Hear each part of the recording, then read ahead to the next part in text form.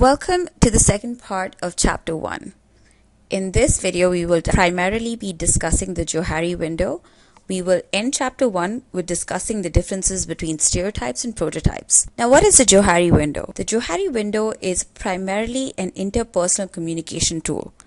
It can be used in any situation, especially management situations, where interpersonal communication is important. Johari was devised by two researchers named Joe and Harry, and hence the name. As you can see, it's a 2x2 quadrant. This section is about self. This section is about others.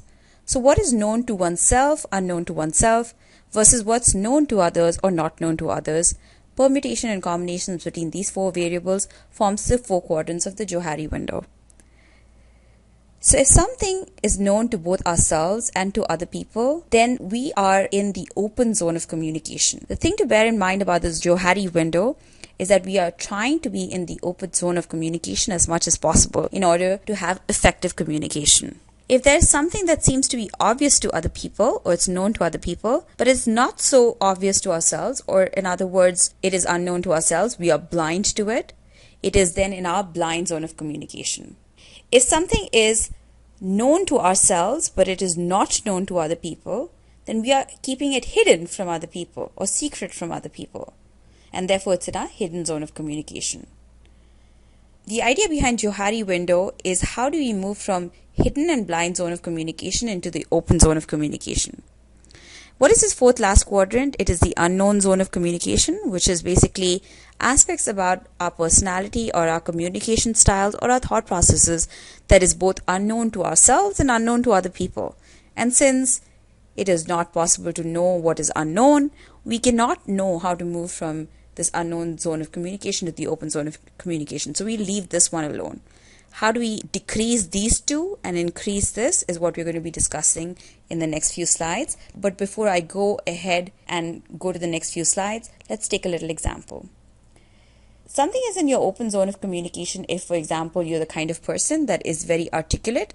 In other words, you're very well spoken, and that's obvious to both you and to other people. Then the fact that you are articulate is in your open zone of communication. If for some reason you come across as arrogant to other people, but you don't see yourself as an arrogant person, then your arrogance is part of your blind spot, or it is in your blind zone of communication. If you know that maybe you're a very shy person, but you manage to hide that well from other people, your shyness is part of your hidden zone of communication. Okay, now let's move forward. How do we decrease the hidden and increase the open zone of communication? We do this via using self-disclosure. In other words, we reveal things about ourselves to other people.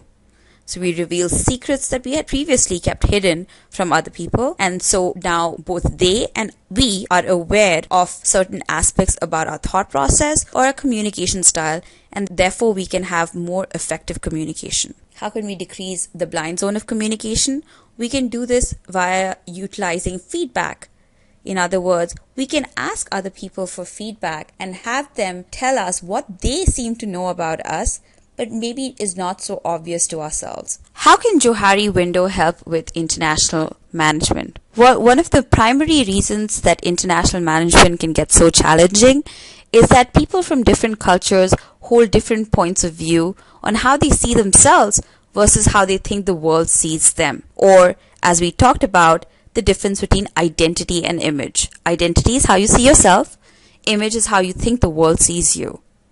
So if we could do an exercise whereby we asked people that we were working with who might not be from the same culture as us, what they thought about our culture versus us identifying what we thought about our own culture, and then we did the same exercise on their culture, we would then be able to share results with each other and move from the blind and the hidden zones of communication more into the open zones of communication. Let's finally talk about stereotypes. What are stereotypes? Are they good? Are they bad? Stereotypes are ways of generalizing groups of people and associating attributes with them. Why do we have stereotypes in our head? Stereotypes exist because we cannot process all the information that constantly hits us. We have to find some way to simplify this information and store it in our memories. This is why we create schemas. Stereotypes is a type of schema that is group-based. In other words, it is a way of associating a list of characteristics with a group of people that seem to share those list of characteristics. Stereotypes can be good in the sense that they can help us simplify our world. However, they can leave us with lots of biases, and therefore they can also be bad. So to summarize, we create and maintain schemas, ways of seeing the world that simplify our mental processes, but unfortunately leave us with biases. This is especially the case during international management. We tend to create lots of stereotypes when dealing with people from different cultures than us. So what should we do? Should we throw away all our stereotypes, not use them at all? This might not be possible because this is just simply not the way the human mind works. So really our goal is not necessarily to eliminate stereotypes completely, but to rather arrive at a shared way of working together instead of just imposing our ways on other people or trying to completely adapt to their ways. So let's tweak stereotypes. Instead of using stereotypes, let's try to use prototypes instead. What is a prototype?